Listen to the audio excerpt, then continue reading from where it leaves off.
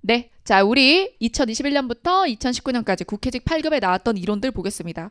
사실 9급과 8급에 겹치는 이론이 있으면 국회직에서 좀 정돈을 확 해가지고 진도를 쭉 나가려고 했는데 문항별로 정리하니까 겹치는 이론이 많지가 않았어요. 그래서 이론에 대한 수업도 1시간에 꽉 가게 되었어요. 자, 보겠습니다. 자, 여기서 출제 비율을 좀 볼게요. 2021년에 팍 뭐가 늘어났다? 비문학. 문학, 비문학 합치면 요 문학은 유지되고 있잖아요. 그럼 뭐가 확 줄었어? 이론 문법 줄고 그리고 어휘 줄고. 그러니 실질적으로 공문서 작성이나 이런 데 필요한 어문 규정은 유지하고 원리 문법 줄이고 어휘 한자 줄였다는 거죠. 그걸 다 어디다 부어줬다? 비문학에 부어주었다. 자, 그럼 자, 여기서 이렇게 확 급등한 부분이 비문학이라는 걸 알 수 있어요. 출제 비율. 자, 그러면 우리 이론 문법에서 기본서의 순서대로 쭉 가보도록 할게요. 자, 이론 문법 비율이 많이 줄었지만 3년간 나온 걸 다 정리한 거니까 먼저 이론 문법에서 의문론은 나오지 않았고 3년간 그 다음에 형태론에서 접사의 어휘적인 의미를 냈어요. 이거를 사실은 유형을 분류를 할 때 고민이 돼요. 어휘로 빼야 되나? 아니면 이거를 형태론의 접사니까 그냥 형태론으로 빼야 될까? 양쪽에 다 걸리는 부분이죠. 필수 접사에 대한 암기는 암기가 맞으니까 사실 어휘력이거든요. 그래서 뭐가 나왔냐면 우리 접사 중에 고유어 강의랑 한자어 강이 있어요. 그래서 고유어 강과 한자어 강의 의미를 나누어서 좀 기억을 해주셔야 됩니다. 고유어 강은 다른 것이 섞이지 않은 이라는 뜻으로 강굴, 강소주, 강참숯, 강풀이 있고요.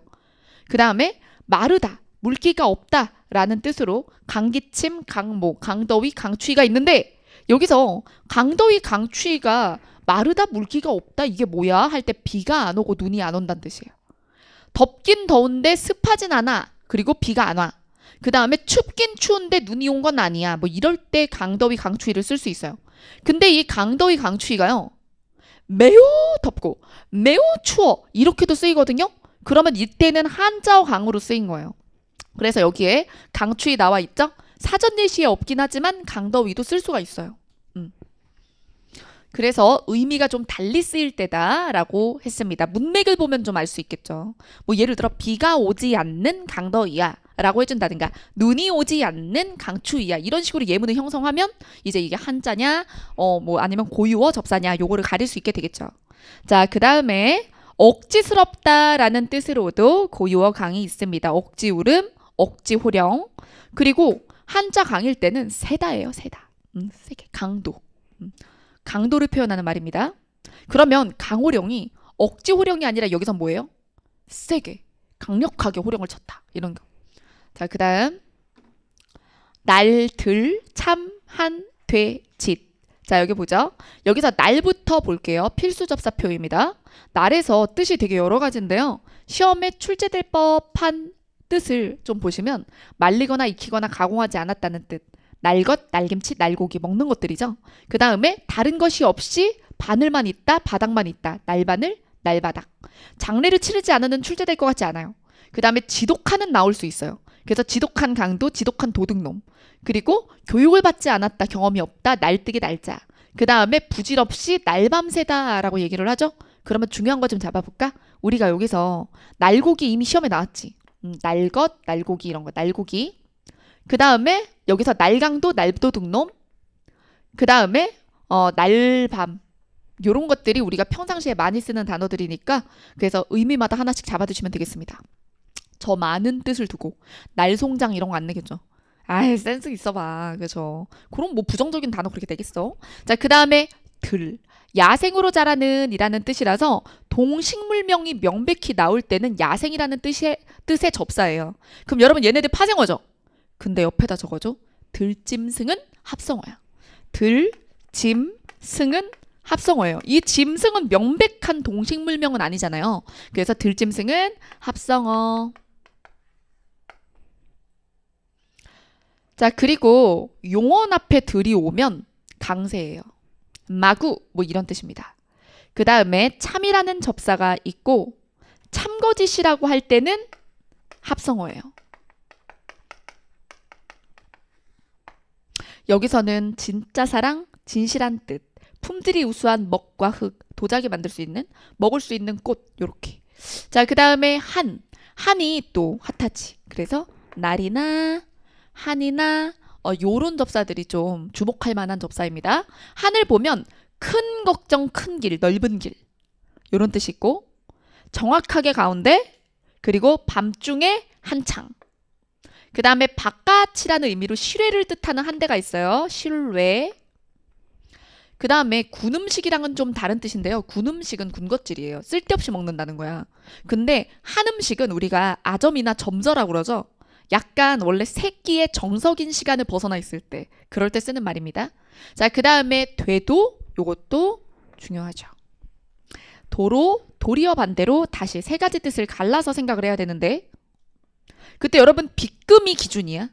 사전에 1번 뜻, 2번 뜻, 3번 뜻 이렇게 나올 때 빗금이 기준이에요. 쉼표가 아니라. 쉼표는 이렇게 2번 뜻에 들어가 있다 이렇게 생각하면 돼.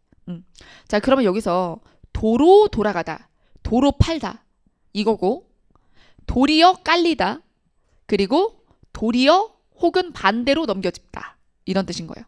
그 다음에 다시 살리다, 다시 새기다. 이거 굉장히 구별이 어렵죠. 그 다음 짓, 마구 함부로 몹시 강세죠. 그 다음 치, 물건값이나 물건이나 값. 그래서 날림치, 날려 만들었다니까 정성스럽게 만들지 않은 거야. 중간 정도 되는 거, 버려야 되는 거 이렇게 물건을 의미하고 평균치는 수치. 자, 그 다음에 여기 이제 지배적 접사 좀 볼까요? 하다는 동사를 만들기도 하고 형용사를 만들기도 합니다.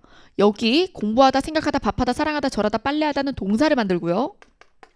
건강하다, 순수하다, 정직하다, 진실하다, 행복하다는 형용사를 만든 겁니다. 그래서 이 하다가 붙었을 때 동사가 될지 형용사가 될지는 뭐가 결정하는 거다? 앞에 어근이요. 어근이 몽땅 명사지만 이게 속성이 동작 성향의 명사였냐 상태 성질 성향의 명사였냐에 따라서 나뉘는 거죠. 그럼 내가 물어볼게. 가난하다는 뭘까? 가난, 성질 상태, 가난한 상태, 가난한 동작 말고. 예, 그래서 형용사가 되는 거죠. 자, 그 다음 이다. 여러분 이 이다는요. 서술격 조사랑 구별하셔야 돼요. 서술격 조사 아니야. 이거는 별표 치자. 서술격 조사 아닙니다. 자, 그래서 우리가 학생이다 라고 이야기를 하면 단어 몇 개라고 하겠어요? 이때는 이다가 서술격 조사이기 때문에 명사 조사라서 단어 개수 2개가 되는 거예요. 단어 개수 2개. 하지만 여기 있는 말들은 이다가 접사이기 때문에 다 1개의 파생어예요. 단어 개수 하나인 애들이죠. 자, 그리고 다 파생어고 여기 있는 말들의 앞부분을 보면 끄덕, 망설, 반짝, 속삭, 움직, 출렁 이런 말들은 부사성 어근이라고 해서 이것들을 2번 반복해서 어떤 의성어나 의태어를 만드는 경우가 많아요. 아닌 것도 있지만 움직은 안 하지만 출렁출렁, 끄덕끄덕 이렇게 다 그런 건 아니지만 그런 식으로 쓰일 때가 많아요. 자, 그 다음 내, 보름내, 여름내, 저녁내, 마침내, 끝내, 것, 정성껏, 마음껏. 자, 그 다음 형태론에서 단어 부분에 품사에서 관형사랑 관형사형을 구별하는 문제입니다. 우리가 관형사는 체언을 꾸며주려고 태어난 품사를 말해요. 근데 관형사형이란 용언으로 태어났는데 원래 용언은 서술하려고 태어나는 건데 용언으로 태어난 걸 관형사형 전성어미를 써가지고 그래서 수식을 하게끔 만들면 관형사형이라고 하거든요. 자, 그래서 관형사형에는 필수적으로 관형사형 전성어미가 결합되어 있는 거예요. 관형사형 전성어미가 결합된 상태.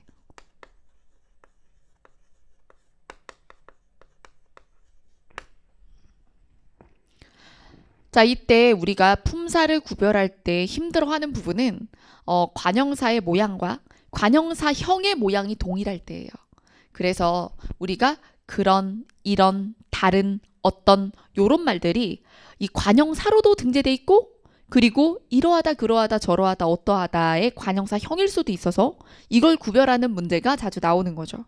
그럼 이걸 구별하는 문제를 풀 때 방법은 서술성이 있느냐 없느냐를 보는 것입니다.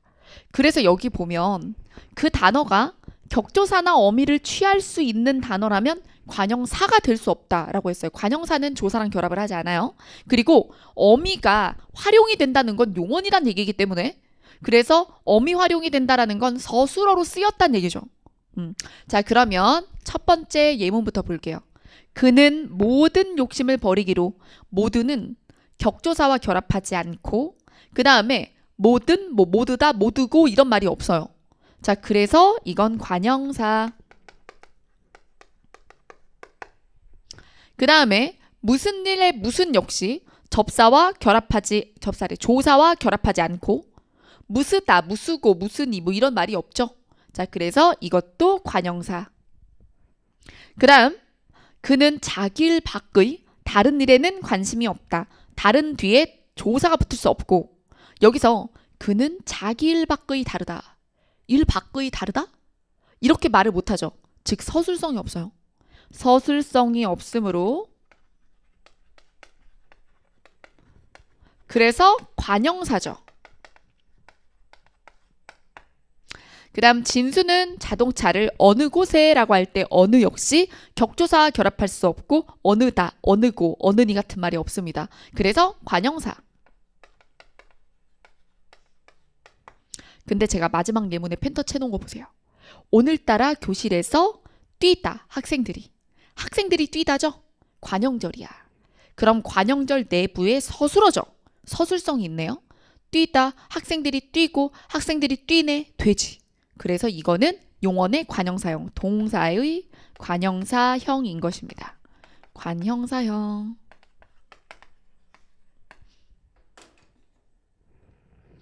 자, 그 다음 이제 용언의 활용 볼게요. 용언의 활용에서 우리가 규칙 활용과 불규칙 활용이라고 크게 둘로 나누는데 다른 말로는 이 규칙 활용을 자동적 교체 그리고 이걸 비자동적 교체라고 해요. 용언이. 자, 여기서 규칙 활용이다 라고 얘기를 하는 건 용언의 어간과 어미가 이렇게 깔끔하게 분리가 되고 뒤에 어미를 교체해서 다른 어미를 붙일 때에도 어간이나 어미가 바뀌지 않는 걸 말합니다. 모양이. 그런데 여기서 두 가지의 예외가 있어요. 어간이 의로 끝났을 때 모음 어미가 오면 의가 떨어져요. 우리가 그거를 음운 변동에서도 설명을 합니다. 음운 변동으로 설명이 되는 의 탈락. 그래서 이거를 모든 의를 가진 어간이 의로 끝나는 용언에 적용된다 해서 의 규칙 활용이라고 해요. 자, 의 규칙 활용의 예시로 쓰어가 아니라 써. 잔치를 치르어가 아니라 치러. 담그아가 아니라 뭐 많지 다 그래. 담가. 쭉쭉쭉 이런 것들이 바로 의 규칙 활용을 보여주는 거예요. 시험에 자주 나온 예시로 보여드리고 제가 그 다음에 리을 규칙 활용은 어간이 리을로 끝났을 때 매개 모음을 쓰지 못하며 니은, 비읍, 시읒, 시옷, 오, 리을이 올 때는 리을이 떨어진다는 것입니다. 그러면 요 리을 규칙 활용에 대해서도 예시를 좀 적어볼게요. 만들다 가지고 해볼까요? 자, 만들이라는 어간에 만들, 니은, 만들니인가요? 어떻게 해요? 만드니. 리을 버리죠. 얘를 버리잖아요. 만드니, 만드네, 만드냐 이렇게. 만든. 니은 앞에서는 리을이 사라져요. 그 다음에 비읍. 만듭니다. 만들릅니다 이런 거 안 되죠? 자, 리을 뒤에는 매개 모음이 못 오니까 의가 들어가면 안 돼. 만들은 안 돼 이런 거. 자, 그 다음에 시옷. 만드시오, 만드세요.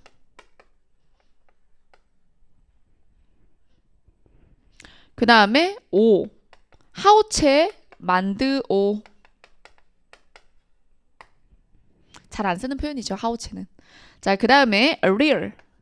어미 리을이 붙을 때 리을을 중복으로 쓰지 않고 이거 만들 사람 이렇게 하죠. 뒷말 꾸며서.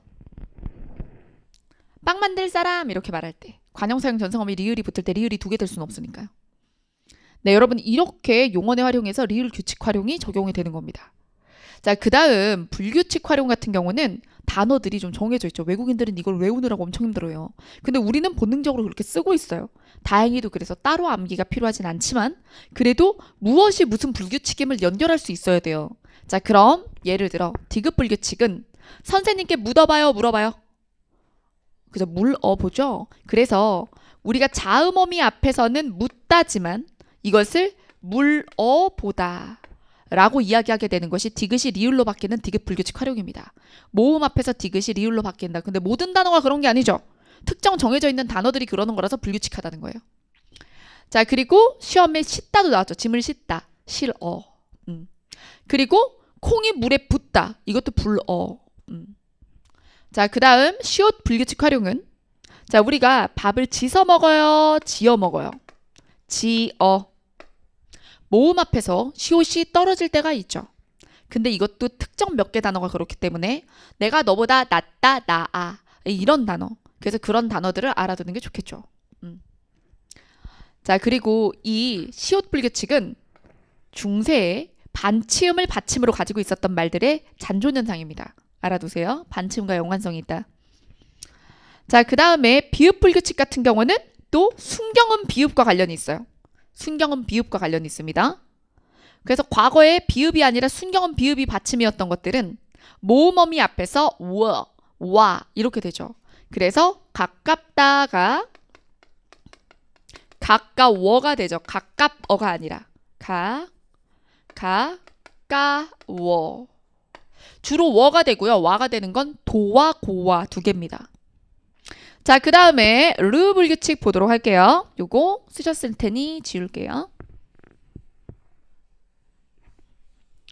자, 르 불규칙 같은 경우는 어간이 르로 끝났을 때 뒤에 모음어미가 오면 빠르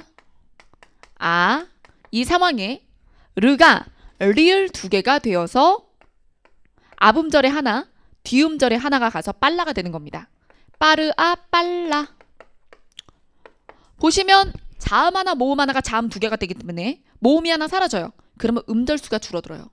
음절수가 줄어든다. 자, 그 다음에 우는 예시 단어가 하나밖에 없어요.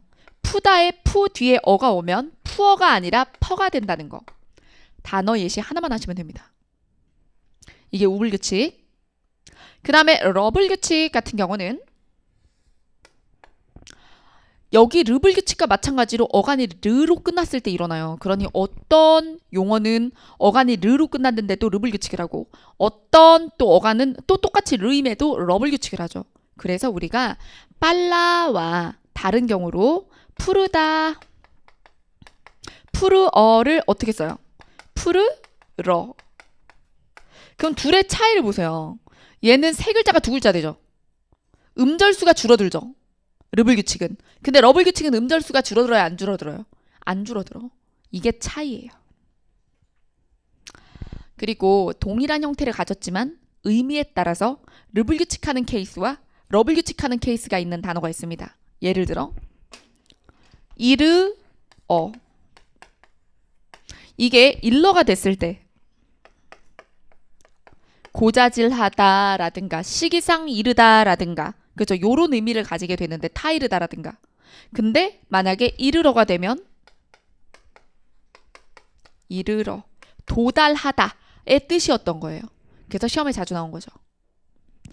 자, 그 다음에 여불규칙은 예시 단어 하나밖에 없죠. 하다는 어와 결합하지 않는다. 하여. 하여를 줄이면 해. 그 다음 오도 단어 예시 하나밖에 없어요. 이리다오. 주어라고 하는 모음 축약을 일으키는 말들과 달리 얘는 명령형일 때 아라, 어라를 사용하지 않고 다오, 오를 씁니다. 이리다오.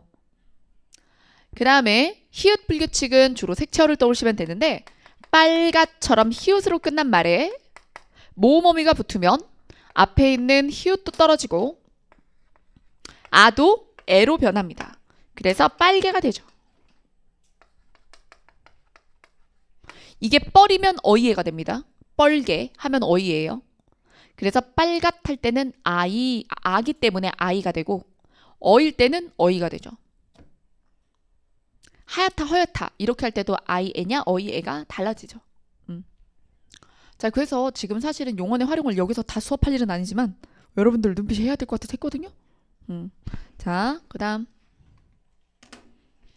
자, 통사론에서 관계관형절과 이 동격관형절을 보겠습니다. 통사론의 문장 짜임새에서 우리가 아는 안긴 문장 중 겹문장 중 아는 안긴 문장이 있고 아는 안긴 문장 중에 안겨 있는 게 관형절일 때 근데 그 관형절이 관계관형절과 동격관형절로 또 나뉘게 됩니다. 근데 관계관형절은 관형절 내부에 있는 어떤 단어가 바깥에 아는 문장, 큰 문장과 겹쳐서 두 번을 쓰지 않는 거예요. 자, 그러면 여기서 보겠습니다. 내가 어제 책을 산 여기서 이 부분이 이제 관형절이 되는 건데 서점은 바로 우리 집 앞에 있다. 그 서점이 지금 여기 속에 필요해요. 관형절 속에 원래. 그래서 관형절을 문장으로 하나 뜯어서 성립시켜 봤을 때 저 문장 안에서 두 번 쓰지 않고 하나 생략된 게 존재한다. 그러면 관계관형절이라고 하는 거예요. 자, 그럼 밑에서는 뭐가 생략됐죠? 충무공이 만들었다. 뭘 만들었나? 거북선을 만들었죠. 목적어가 바깥에 있어서 뺀 거예요. 자, 그 다음에 우리는 사람이 살지 않는 데서 사람이 살지 않는다 해서 못 빠졌어. 그 섬에 살지 않는다. 얘가 생략됐죠. 그래서 관형절 내부에서 생략된 게 피수식어가 되어 있는 거예요. 자, 그 다음 수양버들이 어디에 서 있어요? 돌각담에 서 있죠. 그래서 이런 식으로 바깥 문장에 있는 어떤 성분과 속에 안겨야 되는 문장의 성분이 겹칠 때, 그죠? 그럴 때는 한 번만 사용하게 되는 거예요. 그러면 누가 버려? 절이 버리는 거예요. 관형절 내부에서 버리는 거예요. 버리고 어디로 가요? 그냥 바깥에 피수식어 앞에다가 두는, 피수식어 앞에 관형절이 놓이면서 이 수식 관계로 그걸 설명하게 되는 거죠. 이게 관계관형절이에요. 자, 그 다음에 동격관형절은 생략된 게 없어요. 급히 학교로 돌아오라는 것 자체가 연락입니다. 이 둘은 같은 내용이죠. 그래서 동격, 관형절의 내용과 뒤에 피수식어가 그냥 같은 말이다. 얘는 서점이 이 속에 들어가야 되잖아. 이것도 거북선이 들어가야 되고 섬이 들어가야 되고 돌각담이 들어가야 되거든. 근데 얘는 이퀄. 그게 다른 거예요. 자, 그 다음 자, 의미론으로 가겠습니다. 의미론의 중복 표현, 다른 말로 잉여적 표현, 중첩 표현이라고도 합니다. 이런 것들은 이제 미리 알아둬야죠. 한자어 지식이 있으면 더 쉽게 외우겠죠. 그래서 우리가 한자와 한자를 두 번 쓰거나 우리말과 한자를 중복적으로 사용하는 경우가 많습니다. 그래서 여기에 이제 있는 말들이 어떻게 겹치는지 확인하시고 제가 한자를 제시한 것들은 한자까지 보시는 게 좋습니다. 자, 자료로 제시한 거예요. 넘어갑니다. 자, 의미론에서 의미 변천 부분 볼게요.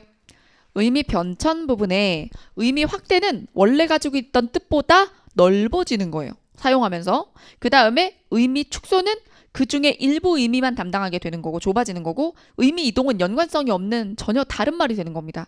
자, 그러면 여기서 확대의 예시도 역시나 그리고 뭐 축소나 이동의 예시도 교과서나 최근 기출에 나왔던 것들을 모아서 자료 제시한 거니까 쭉 읽어보시고요. 그 다음 여기서 좀 논의할 게 있는 게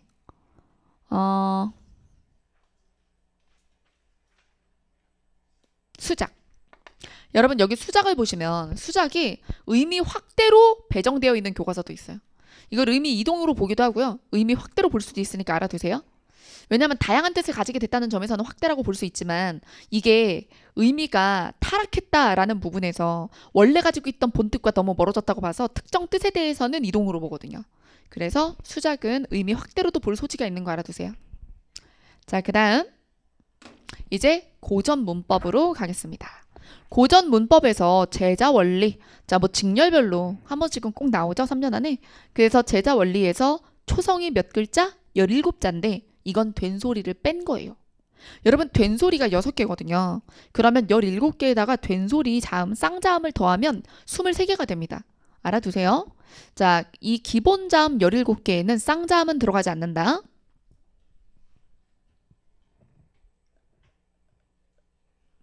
쌍자음 넣은 몇 개? 23개. 6개가 빠졌으니까. 그리고 기본자는 상형이죠. 그리고 획을 더하는 가획자. 그리고 이 획을 더한 것 같지만 더하려는 의도가 없었다라고 설명하고 있는 이 체자가 있습니다. 그리고 지금 여기서 현재 사용하지 않는 글자가 예디응, 반치음,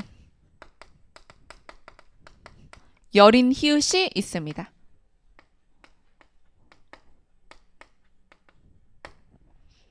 여기서 이응과 예디응이 구별이 됐던 건 모양만 잡아주는, 발음이 안 나는 이응은 저거였고요.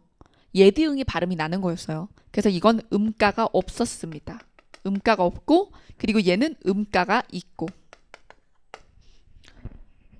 그래서 가끔 이제 수업 영상 같은 거에서 이렇게 유튜브에 막 뜨잖아요. 근데 세종어지 훈민정음을 발음을 생종엉쟁 훈민정음이라고 하시는 분들이 있는데, 세종에서 보면 세 밑엔 그냥 이응이고 종 밑엔 예디응이 써 있어요. 그러면 생종이라고 발음해야겠습니까? 세종이라고 발음해야겠습니까? 세종이죠. 근데 가끔 이제 국어 수업을 하신다는 분들은 생종엉쟁 훈민정음이라고 해요. 세종어제 훈민정음이야. 밑에 이응 있다고 다 발음하는 게 아니란 말이야. 아시겠죠? 자, 그 다음에 또 여기서 얘 조심하셔야 돼요. 리을이 획을 더한 느낌이지만 가액으로 보지 않아요.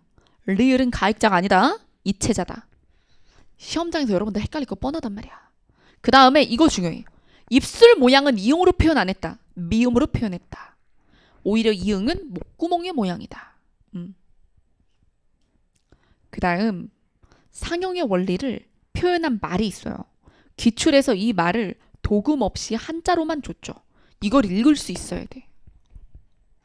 자, 그래서 여기 읽어보면 기역은 상설근의 설근 이렇게 혀설 뿌리근 혀뿌리가 여기서 폐후 자 목구멍을 닫는 그래서 혀뿌리가 목구멍을 막는 소리다. 그래서 기역은 혀뿌리가 목구멍을 막고 있는 모양을 본떴다. 혀가 굽은 모양. 자, 그 다음에 니은은 설부 혓바닥이 상악 위턱을 향해 있는 모양이다. 그 다음에 미음은 입술의 모양이고 상구형 그래서 입모양. 시옷은 이모양. 이응은 후 목구멍 모양. 그래서 상형의 원리예요. 그 다음 이게 바로 23글자. 아까 전에 보여드렸던 도식은 17자. 이거는 23자. 여긴 쌍자음이 있어요. 그럼 여러분 여기 쌍자음에서 지금 안 쓰는 쌍자음 찾아보세요. 뭐죠? 쌍히읗이 있죠. 이거 지금 안 쓰죠? 그럼 지금 안 쓰는 것만 동그라미 쳐둘까? 여린이읒, 그 다음에 예디응, 쌍히읗, 그 다음에 반치음. 지금은 사용하지 않는 글자. 그리고 여기에 있는 명칭 중에 전청, 차청, 전탁, 불청불탁 이런 말도 알아두셔야 되고 한자로만도 낼 수가 있어요. 전청은 맑은 소리. 우리가 보니까 예사 소리죠. 차청은 그 다음으로 맑다라는 건데 보니까 거센 소리죠. 그 다음에 전탁은 탁한 소리니까 된 소리죠. 그 다음에 불청불탁은 이도저도 아니다거든? 근데 보니까 울림소리야.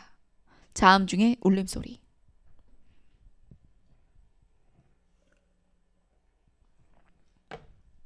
자, 그 다음 중성체계를 볼게요. 중성체계는 천지인을 상영한 다음에 그 초출자는 이 아래야 하늘의 모양이랑 땅 사람을 합쳐서 만든 거예요. 그래서 요렇게 만들면 오, 그리고 이렇게 만들면 아 이렇게 되는 거죠. 저희 조카가 지금 7살인데 한글은 많이 틀려요. 받아쓰기 하면 많이 틀리거든.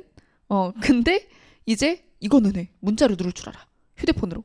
아니, 휴대폰 자기 거 없거든? 근데 엄마 걸로 저한테 카톡을 보낸 거예요. 이모 이렇게 보내서 이모 뭐해? 그래가지고 나는 내 동생이 아진 이모 뭐해? 이렇게 보낸 줄 알았어. 근데 아진이가 썼다는 거야. 나 그거 스킵해서 고이고이 액자에 걸까? 뭐 이러면서 애가 이제 천지인으로 이제 조립하는 걸 깨친 거죠. 조합하는 걸. 그러니까 이게 받아쓰기 하는 것보다 쉽대. 자, 그래서 발음대로 쳐서 보내긴 합니다. 예, 아직은. 자, 뭐 닭을 리을 기억으로 쓰는 것도 익힌 지 얼마 안 돼서 닭 기억으로 쓰고 발음 나는 대로 적어가지고 사실은 막 요즘 애들이 5살에 다 한글 떼고 그런다는데 인위적으로 안 가르쳤거든요. 그래서 말은 얼마나 잘하는데요. 말은 진짜 잘해. 저랑 토론할 수 있어요. 예, 그런데 이제 한글을 일부러 가르치지 않고 그냥 스스로 떼보라고 그냥 책을 던져주고 말았더니 겹받침이나 이렇게 이런 것들을 통제를 못하고 있지. 가지고 이렇게 쓰는 거야. 자, 써봐. 닭. 이렇게 해서 닭과 병아리 말했는데 병아리는 잘 썼어. 근데 닭을 처음에 이렇게 쓰는 거야. 닭과 병아리 막 이렇게 쓰는 거예요. 그걸까? 라고 했더니 씩 웃더니 아, 알았다. 그러더니 닭 이렇게 하더라고. 그래서 너무 웃기지. 자, 그다음 여기 제출자는 초출자에 다시 아래아를 더한 거예요. 한 번 더. 그래서 이렇게 야여여유 이런 게 생기는 거예요. 자, 그다음 자, 여기 종성 체계라고 했는데 우리나라 말이 이렇게 초성, 중성, 종성, 삼성 체계지만 문자로는 자모밖에 없잖아요. 그러니까 받침을 사용하는 체계를 따로 만들진 않았어요. 그래서 초성에 사용하는 말을 이제 종성에도 다시 쓰겠다. 그래서 그거를 종성, 부용, 초성이라고 합니다. 이때 부용이라는 게 다시 붙자거든요. 그럼 종성은 초성을 부용한다. 다시 쓰겠다.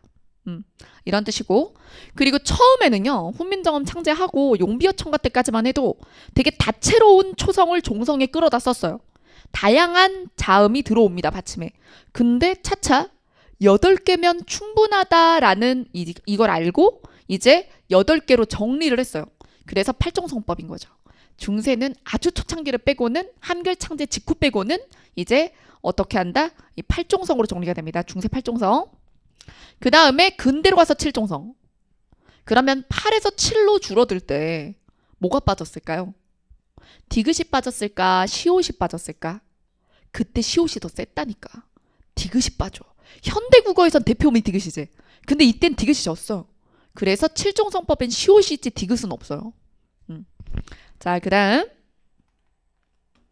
자, 이제 중세높임법에서 문장 문법을 드러내는 문법 형태소들 보도록 하겠습니다. 이런 문제가 나올 때에는 문장에 대해서 독해를 원하진 않아요. 근데 문법 형태소를 알아볼 줄 아는가? 요것만 보거든요. 자, 먼저 높임법과 의문형을 볼 건데 높임법에 대해서 객체 높임, 이 선어말 어미를 보도록 하겠습니다. 지금 현대국어에서는 객체 높임은 특수어휘로만 하죠. 현대국어는 특수어휘로만이라고 써주세요. 현대국어는 객체 높임을 특수어휘로만 한다. 뭐 조사께도 있지만 서술어 쪽에서는. 그래서 현대국어에는 객체 높임, 선어말 어미 이런 게 없어. 근데 중세 때는 있었던 거죠. 그래서 중세 때 있었던 또 이 객체 높임, 선어말 어미가 삽, 잡, 삽. 그리고 이거 옆에다가 요것도 써주세요. 순경음 비읍이 받침인에도 있어요. 순경음 비읍이 받침이네. 순경음 비읍이 뭐지? 비읍 밑에 이응 있죠? 요것도 있어. 순경음 비읍이 밑에 있는 애. 그러면 이게 모음을 만나잖아요? 그럼 사오지아오사오 이렇게 돼요. 오가 돼요. 이게 비읍 불규칙환용. 지금은 오아가 되지만 그때 오가 됐다고. 그래서 이런 식으로 써 있는 게 보일 수 있어요. 이런 식으로. 이런 식으로 써 있는 거 보일 수 있어요. 그리고 사용 조건 같은 건 여러분들 안 외워도 돼. 사실 이걸 보고 객체 높임 선어말 어미임을 알면 되고 어떤 환경에서 뭘 쓴다까지는 지금까지 한 번도 공무원 기출에 나온 적이 없고 수능이나 EBS에서 나올 땐 보기로 좋지. 자, 그 다음에 중세 의문형의 종결 어미로 넘어가 볼게요. 그리고 이건 이 국회직 볼 땐 얘까지만 하고 사실 이유 있는 고전 문법 같은 무료 특강이 있어요. 거기서는 중세의 주체 높임, 객체 높임, 상대 높임을 다 한단 말이야. 예, 그래서 여기서 그걸 다 하면 시간이 훅 가. 예, 그러니까 고전 문법 아직 안 하신 분들은 이런 걸로 부분 뜯어서 볼 생각 하지 말고 내가 고득점 하겠다. 그러면 고전 문법 버리면 안 되는 거예요. 고득점 할 거면. 예, 근데 방어 과목이다. 그러면 뭐 매년 나오는 거 아니니까 일단 내 운명을 하늘에 맡겨보자. 뭐 이럴 수 있겠지. 개인의 선택이야. 여러분들의 선택인데 어쨌든 고전 문법 할 거면 이유 있는 고전 문법 꼭 하셔야 돼요. 아시겠죠? 자, 그럼 중세 의문형의 종결 어미는 이때 우리가 먼저 요거부터 봐. 1, 3인칭이 주어냐? 2인칭 주어가 있냐? 2인칭 주어일 땐 판정 의문문인지 설명 의문문인지 나눌 필요가 없어. 2인칭 주어가 나오면 그때는 니은다, 난다예요. 내 모르던다, 내 어찌 안다 이렇게 하죠. 그래서 다를 쓰는데 니은다를 사용하는 게 오히려 의문형인 거예요. 이때 보면 2인칭 주어 잡아볼게요. 네. 이때 너에다가 주격조사 이를 더한 거야. 너에다가 주격조사 이를 더한 거지.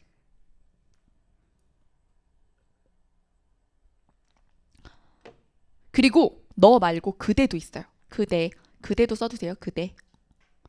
그대도 써두세요. 그 다음에 1, 3인칭이 주어일 때는 판정의문문인지 설명의문문인지 나눠야 돼요. 그래서 판정의문문, 설명의문문은 우리 어디서도 배우죠? 현대국어에서도 배우죠.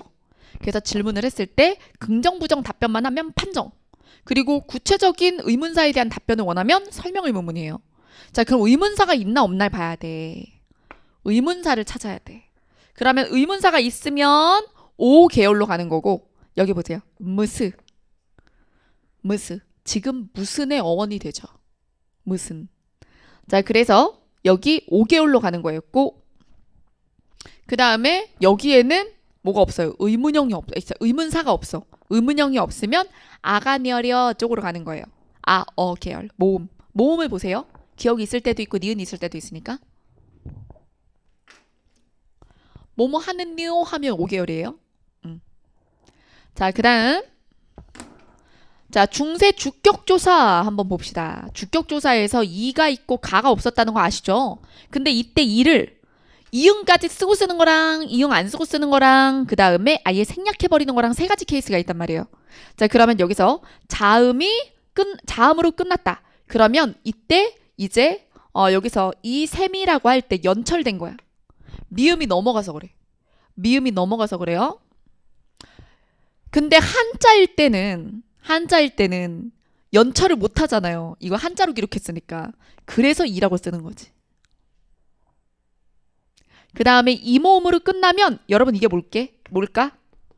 생략 안 써. 이로 끝나면 이를 안 써요. 주격조사를. 동일한 모음을 2번 쓸 리 없고, 그 다음에 모음으로 끝난 말 뒤에는 이만 아니면 이를 붙여요. 그래서 여기서 보면 부텨에 이를 붙여서 퇴가 되죠. 한자 뒤에도 자음이 없다면 이만 그냥 우뚝 세워놔요. 모음으로 끝났다면. 자, 그 다음에 중세 부사격 조사를 보도록 하겠습니다.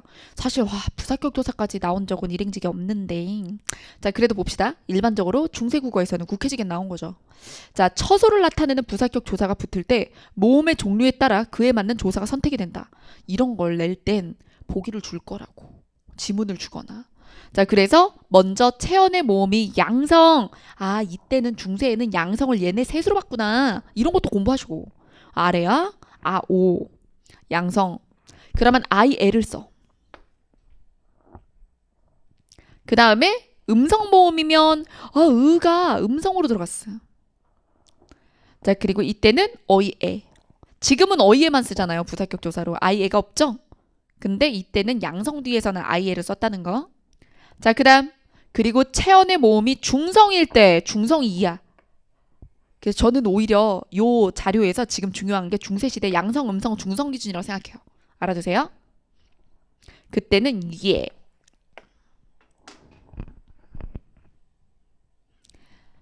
자, 그 다음.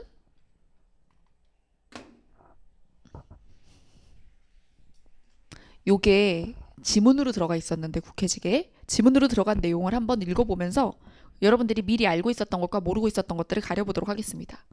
자, 첫 번째 문단에 보면 자, 히읗 종성 체언이 나와요. 중세시대에는 체언 중에 말음의 마지막 소리가 히읗인 애들이 있었다. 살 히읗, 그래서 살콕이 되고, 머리 히읗, 그래서 머리카락 되죠. 이런 것들을 우리가 히읗 종성 체언이라고 합니다. 히읗 종성 체언. 그리고 이 히읗 종성 체언을 쓸 때 어떤 상황에서 어떻게 쓰였는지도 제시되어 있어요.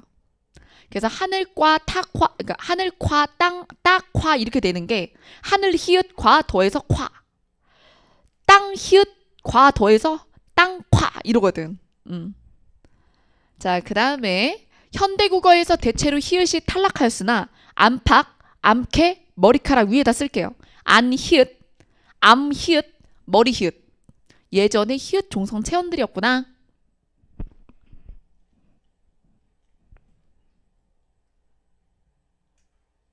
맞아. 땅 히읗이 아니라 따 히읗이었어. 따 히읗의 히읗이 이응으로 이제 변화된 거죠. 그래서 땅이 된 거야. 옛날에는 따 히읗이었어. 하늘 히읗, 따 히읗. 그 다음에 셋, 넷 같은 경우도 원래 히읗이었는데 이게 시옷으로 변화돼서 남은 거다.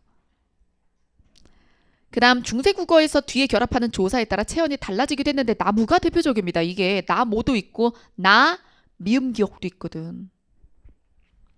그래서 나무가 이 형태랑 그 다음에 요 형태 여기 있네. 요거. 이거는 뒤에 모음 어떤 조사가 오면 기억이 뒤로 넘어간 거예요. 그래서 기억이 뒤로 연철된 모양이 이거예요. 연철된 모양. 그래서 뿌리 깊은 남간 이러잖아요. 예, 용비어천가에서. 그래서 남간이 된 게 남미음 기억에서 기억이 연철돼서 그래.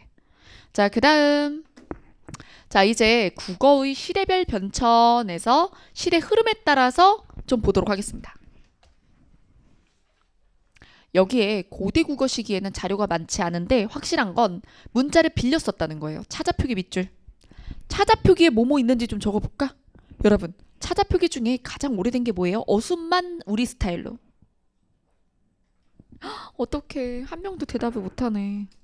마스크 때문에 그런 거지? 서, 기, 채, 표, 기. 어순만 우리 스타일로. 여기다가 문법 형태도를 밝히면 이두가 돼. 그 다음에 이게 가독성을 높이기 위해서 붙여두는 토는 구결이라고 하고. 자, 이게 음차냐 훈차냐가 명백해진 거. 실질일 때는 이제 훈차. 그리고 형식 형태소일 때는 음차 한 건 향찰이야. 이런 것들이 바로 차자표기입니다. 빌려와서 사용한다. 그 다음 된소리는 존재하지 않았다. 근데 전기 중세 국어 때 한자가 많이 사용되고 그리고 된소리가 표기가 되었다. 자, 된소리가 나타났다. 그 다음에 세종이 훈민정음 기본 28자를 창제하였다. 자, 기본 28자. 그러면 여기서 자음 17자 더하기 11자 28자 모음. 자, 그 다음에 모음 조화가 잘 지켜졌고 주격조사 2가 널리 사용이 되었다. 가는 근대 국어에 나타났다. 그리고 모음 조화가 언제부터 막 헝클어지는 거죠? 아래아가 사라지면서 막 흔들리는 거죠. 자, 단모음은 7개였다. 지금은요? 10개요. 현대국어는 단모음 10개, 이때는 7개. 무슨 차이가 있나 보세요. 여긴 아래아가 있고요. 지금은 존재하는 뭐가 없어? 이게 없어. 현대국어에는 이걸 더하죠. 근데 이게 없어요. 자, 그 다음 팔종성법이었어. 막 갓 지어냈을 때는 훈민정음 창제됐을 때는 그냥 종성, 부용, 초성이라고 했지만 8개면 충분히 쓸 수 있다요. 8개로 확립을 하는 거죠. 그러다가 근대국어 되면 7종성이 되는 거죠. 그리고 8종성 할 때 이 이응은 그냥 이응이 아니라 예디응입니다.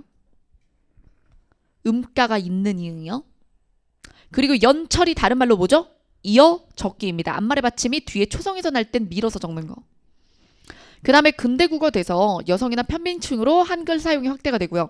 모음 조화가 파괴되고 주격조사 가가 확대되며 국외음화, 원순모음화, 전설모음화 등이 일어나고 단모음이 8개가 되는데요. 여기서 뭐가 들어가? 이게 들어가고 아래아가 빠지죠. 아래아가 없어졌잖아요. 그러니까 모음 조화 흔들리지. 그리고 7종성법엔 디귿은 없고 시옷이 있습니다. 연철 표기가 줄어들면서 분철의 방향으로 가는데 과도기에 뭐가 등장해요? 거듭적기 중철도 보입니다. 이 과도기 중철. 거듭적기. 분철은 끊어적기라고 하죠. 자, 그 다음 이제 어문 규정으로 갈게요. 그래서 보니까 이론 문법이 문항수가 줄었다고는 하지만 굉장히 난도가 좀 있었던 거 느껴지시죠? 그래서 국회직은 이론 문법이 개수가 적어도 난도가 꽤 높다는 거 알아두시고 그 다음에 어문 규정이 이론 문법보다 좀 더 많이 나오는데 오히려 그거 조항 예시 위주로 출제가 되었습니다. 자, 그럼 표준발음법의 26항은 뭔가 보죠. 26항은 교체의 된소리대기에 속합니다. 교체의 된소리대기. 교체의 된소리대기 들어가요. 된소리대기, 즉 경음화 현상 중 28항만 제외하고 모두 교체입니다. 28항은 첨가의 된소리대기입니다. 밑에는 첨가라고 써주세요. 26은 교체, 28은 첨가. 26항에서 이야기한 건 한자어에서 리을 뒤에 디귿, 시옷, 지읒입니다. 여기에 기역, 비읍은 들어가지 않고요. 근데 여기서 우리 개정으로 원래 불법은 불법인데 불법도 허용을 했죠. 따로 써두세요. 불법은 불법과 불법을 둘 다 되는 것으로 개정하였다. 사실 26항에 어긋나는 거죠. 26항대로라면 불법이어야 되거든요. 한자 리을 뒤에 비읍은 해당 사항이 없기 때문에 법으로 가야 되거든. 근데 사람들이 하도 말을 안 들으니까 용서를 해버렸다고. 따로 알아두세요. 자, 그 다음에 28항. 표기상으로는 사이시옷이 없더라도 관형격 기능을 지니는 사이시옷이 있어야 할 합성어라는 건 종속 합성어를 뜻합니다. 앞말이 뒷말 꾸미는 거. 앞말이 뒷말을 꾸미는 종속 합성어일 때. 그리고 뒤에서 된소리가 났을 때. 하지만 사이시옷 쓸 자리 없음. 왜? 다른 자음이 있으니까. 네, 그럴 때는 이렇게 발음을 된소리로 한다.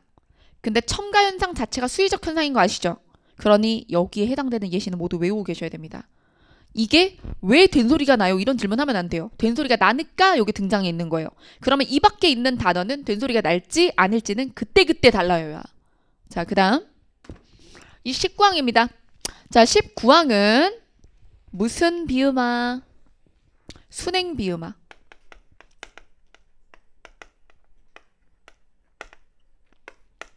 받침 기역 비읍 뒤에서 리을이 왔을 때 니은이 되는 것은 상호동화.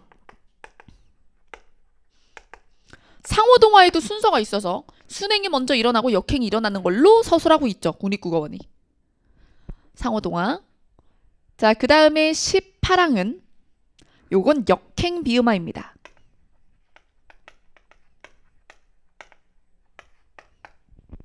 (18) 먼저 보여주고 (19) 보여줄걸. 왜 저렇게 해놨을까? 미안. 자, 그래서 역행, 순행, 상호동화. 상호동화는 순행 비음화를 보여주는 양태 안에 들어가 있었네요. 자, 그 다음 자 이제 표준발음법의 11항 보겠습니다. 이거 선지 순서대로 따다가 그렇게 됐을 거야. 자, 11항은 겹받침이 어말이나 자음 앞에서 어떻게 되는가 하니까 자음군 단순화.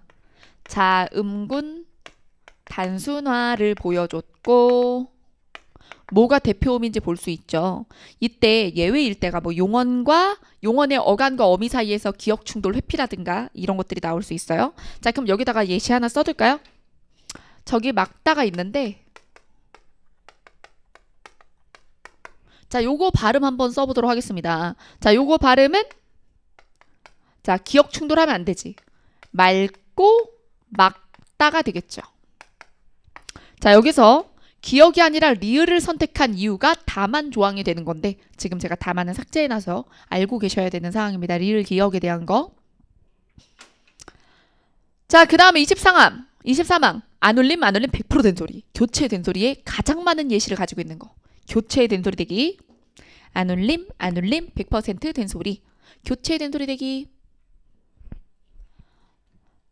자, 그 다음 2017년 표준발음법의 개정에 불법 보이시죠? 별표. 불법이 2가지 발음이 다 인정되었다.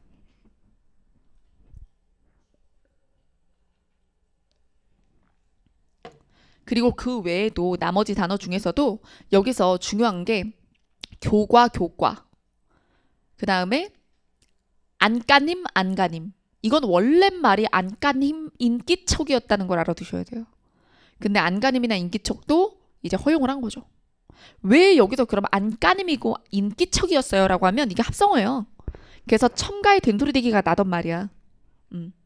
안 더하기 가님이고 인 더하기 기척이었거든. 여기서 첨가의 된소리 대기가 나던 단어인데 안 내는 것도 인정. 자, 그 다음에 효과. 이게 예전에 이제 이렇게 발음하면 안 되라고 엄청 강조를 해서 시험에 나왔었는데 개정으로 둘 다 발음이 되게 된 것들. 자, 그러면 이제 표준발음법의 5항 쪽은 모음에 대한 거예요. 그래서 5항을 보면 자, 여기서 이중모음들이 있네. 얘네들은 이중모음이다. 다만 자음을 첫소리로 가지고 있을 때 의는 이로 발음한다. 의망 말고 희망. 자, 그 다음에 이건 허용이 아니라 이렇게만 발음해야 되거든요. 자음이 있을 땐. 그거 중요합니다. 그리고 둘째 음절 이후부터 의를 이로 발음하는 건 허용인 거고요. 얘는 이렇게만 해야 되는 거예요. 자, 그 다음에 22항. 다음과 같은 용언의 어미는 어로 발음함을 원칙으로 하는데 여도 된다는 건 이모음 순행동화 허용. 이모음 순행동화 허용. 그래서 음운론이랑 표준발음법이 각각이 아니야. 의문론을 이해 못하면 표준발음법을 할 수가 없어. 읊조려서 외워야 돼. 그러면 예시 단어를 몽땅. 이해를 전혀 못한 채. 그럼 시험장에 가서 아무리 열심히 외워도 시험장에서 내 입이 미친 발음이 괜찮다고 할 거야. 예, 그래서 의문론을 똑바로 해야 그래 표준발음법도 할 수 있고 표준발음법도 똑바로 해야 로마자 표기법에서 발음 반영까지 해줄 수가 있는 거예요. 네. 자, 그다음 자, 한글 맞춤법의 47항으로 가보겠습니다. 띄어쓰기요. 자, 띄어쓰기에서 본용언, 보조용언의 띄어쓰기에 대해서 언급된 부분이 바로 47항입니다. 여러분들이 띄어쓰기를 일행직만 이렇게 보면 본보조가 요즘에 얼마나 핫한지 모를걸요? 일행직에서는 본보조를 낸 횟수 자체가 많지가 않으니까. 근데 최근 3년치 기타 직렬 좀 보세요. 본보조의 띄어쓰기 엄청 나왔죠. 3년마다 계속 직렬마다 다 있지 않아요 지금? 그렇죠. 자, 여기서 본용언과 보조용언은 띄어쓰임을 원칙으로 하되 경우에 따라 붙였음도 허용한다.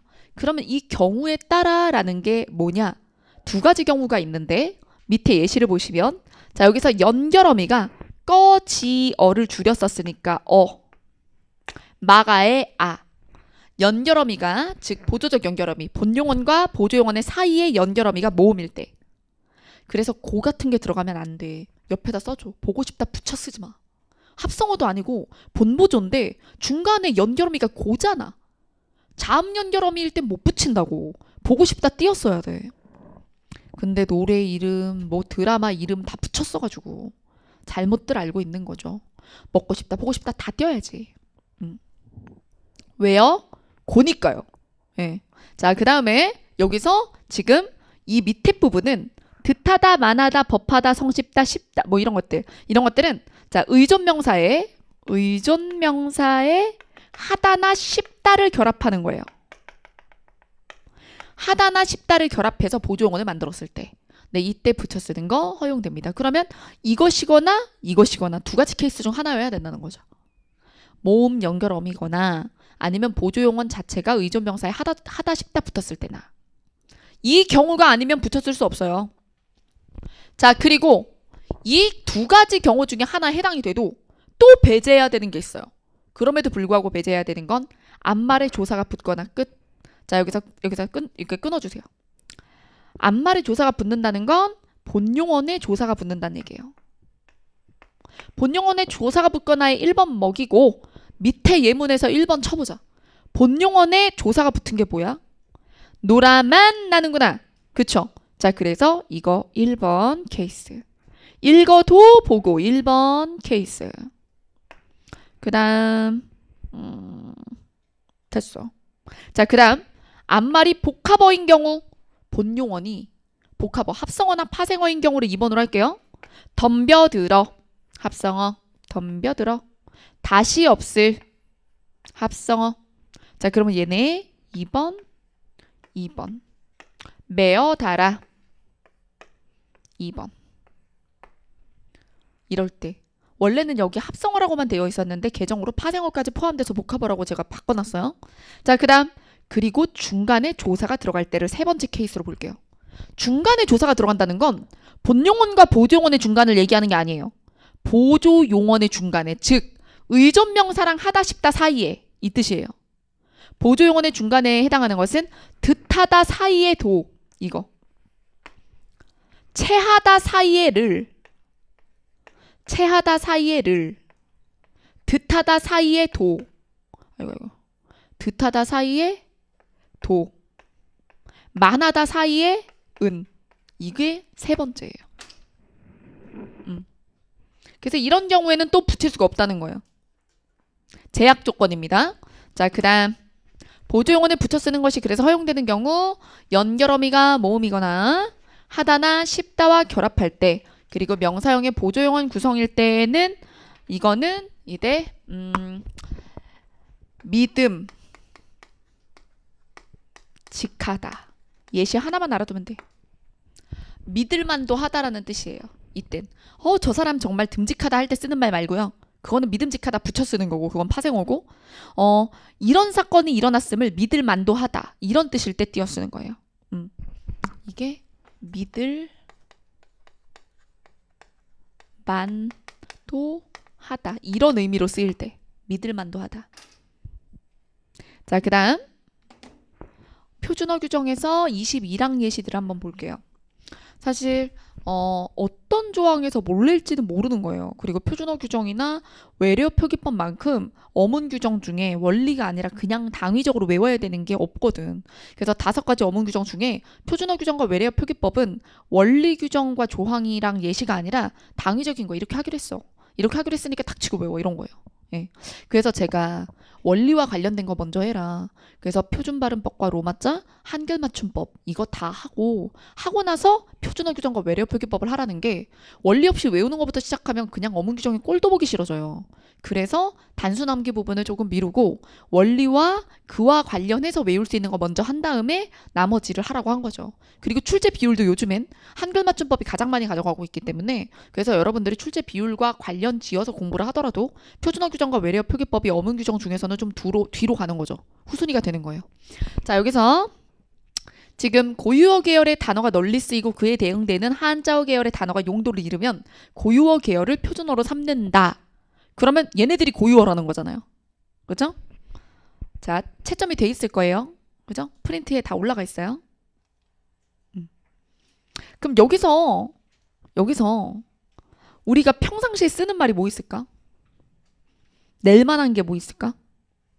전혀 모르겠죠. 그쵸? 까막눈 꼭 알아두세요. 까막눈 글자를 모른다. 그 다음에 여기서는 외지다. 외지다라는 말 알아두세요. 외지다는 건 뭐 인적이 드물다 이런 뜻이죠. 자, 그 다음에 지게딸이랑 목발은요. 환자들이 쓰는 건 목발이라고 해요. 환자용은 목발인데 지게를 지탱하는 그 나무 하나. 지게꾼이 짚고 다니는 지팡이 있죠. 그렇다가 지게 세울 때 지탱하는 거. 그건 지게딸이에요. 그래서 목발이 안 된다는 뜻이 아니라 목발은 의미가 다르다는 거예요. 자, 그 다음 로마자 표기법 1항입니다. 음운 변화가 일어날 때 변화의 결과에 따라 다음같이 적는다. 1. 자음 사이의 동화작용 옆에 쓸게요. 비음화와 유음화는 반영합니다. 비음화, 유음화. 그 다음에 2. 니은이 덧나는 경우. 니은 첨가하고 리을이 덧나진 않아. 사실 저건 무슨 표현이냐면 니은 첨가 후 유음화 얘기예요. 니은 첨가 후 유음화. 그 다음에 국외음화도 반영하고요. 축약도 반영할 건데 체어는 안 해요. 그래서 아까 전에 무슨 단어가 나왔죠? 우리 아까 전에 국회직에서 구급할 때 무슨 단어였지? 진짜 기억 안 나서 그래. 무슨 단어였지? 다 기억 안 나는 거야? 그래 넘어가. 자, 그래서 체언이라서 우리 축약 반영 안 했잖아. 그 다음에 여기서 된소리 대기는 표기에 반영하지 않는다. 그래서 울산이어도 S 2개 쓰지 않아요. 된소리 되기는 반영하지 않지만 원래 꽃처럼 된소리로 표기되어 있던 말은 씁니다. KK 꽃. 자, 그 다음 여기 혼동어휘에서 자주 나오는 혼동어휘는 원래 어휘 쪽은 제가 여기 이론 정리할 때 안 넣지만 자주 나오는 건 한글 맞춤법에서도 언급이 되기 때문에 그래서 넣어두었습니다. 받치다의 뜻. 먹은 것이 잘 소화되지 않고 위로 치밀다. 그 다음에 단단한 곳에 닿아서 아프게 느껴지다. 그 다음에 화 따위가 강하게 일어나다. 그래서 예문들도 받으시고 주로 이런 문제 낼 때 사전 예문 쓰죠. 그 다음 바치다 두 번째 의미로는 쟁반에 커피를 바치고 그리고 책을 자기 손에 받쳐서 우리가 이 뜻을 제일 많이 아는 것 같아. 근데 여기 보면 오히려 얘가 1이잖아요. 1뜻을 처음 보는 게 많죠. 안 그래요? 이런 말 잘 쓰고 있어요? 등이 베겨서 막 이러지 않아 그냥? 그래서 1뜻이 원래 활용도가 높아서 1을 점유를 하는 건데 1뜻이 더 생소할걸? 2뜻이 더 알만하고 그 다음에 자 여기서 어떤 일을 잘할 수 있도록 이건 다 괜찮을 거야. 2뜻은 알만하고 1뜻에다 별표 쳐줘. 아마 처음 보는 거 많을 거야. 그 다음 밭히다 1. 밭히다 1은 부딪히다. 밭달 피동. 밭달을 당하는 거예요. 그래서 부딪히다랑 대체해서 쓸 수도 있고요. 밭히다 두 번째 건 사동사. 그럼 얘가 뭐랑 모양이 똑같지? 피동이랑 사동이 모양이 똑같아. 그리고 요게 사복직에도 예전에 사복직 시험지 따로 나왔을 때 있어서 요즘은 아니지만 그때도 출제가 됐었는데 엄청 많이 틀렸어. 처음 보니까. 도매로 사가게 하다.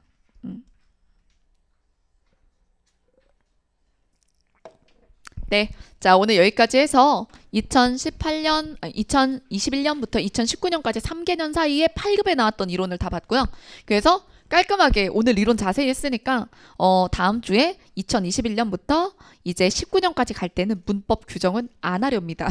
진도 너무 쳐져서 안 되겠어. 그리고 2021은 다 할 거야. 근데 뒤에는 아예 안 보여주고 독해만 제가 슬라이드 갖고 올 거예요. 그러면 나는 근데 2020년에 문법 규정 듣고 싶다 그러면 내 유튜브에 해놨어. 사실은. 그래서 2021은 여기서 처음 하지만 2020이나 2019에 요런 것들은 또 이제 있거든요, 유튜브에. 그래서 전체 문제 보고 싶을 때는 유튜브에 있는 거에서 해당 번호 찾아서 보셔도 됩니다. 네, 여기까지 할게요.